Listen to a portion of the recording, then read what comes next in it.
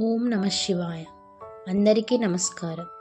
ఈరోజు పవిత్రమైన మహాశివరాత్రి సందర్భంగా శివుడి కృపను గుర్తు చేసే ఒక అద్భుతమైన కథను మనం తెలుసుకుందాం. చాలా కాలం క్రితం ఒక అడవిలో గుహ అనే పేద వేటగాడు ఉండేవాడు.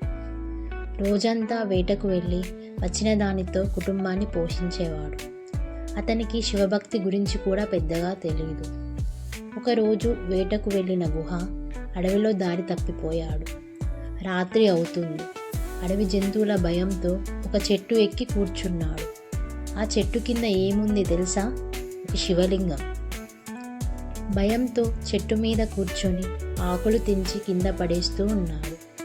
ఆ ఆకులు నేరుగా శివలింగం మీద పడుతున్నాయి. అవి బిల్వపత్రాలు కావడం విశేషం. ఆ రాత్రి ఏం జరిగిందో గుహకు తెలియదు. అది మహాశివరాత్రి.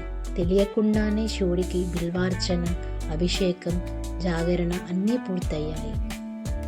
ఉదయం అయ్యేసరికి అడవి దేవతలు దర్శనమిచ్చి నీకు శివుడు అనుగ్రహించాడు అన్నారు. గుహ జీవితం మారిపోయింది. శివుడి భక్తుడిగా మారి పాపాలన్నీ తొలగిపోయాయి. ఈ కథ మనకు చెప్పేది ఏమిటంటే, శివుడి భక్తి, జ్ఞానం ఉన్నా లేకపోయినా నిష్కల్మష హృదయంతో ఉంటే శివుడు తప్పకుండా కరుణిస్తాడు. ఈ శివరాత్రి రోజున మనస్సులో శివనామ స్మరణ చేస్తూ కొద్దిసేపైనా జాగరణ చేస్తే మన జీవితంలో కష్టాలు తగ్గి శాంతి, ఆనందం కలుగుతాయి. ఓం నమ శివాయ.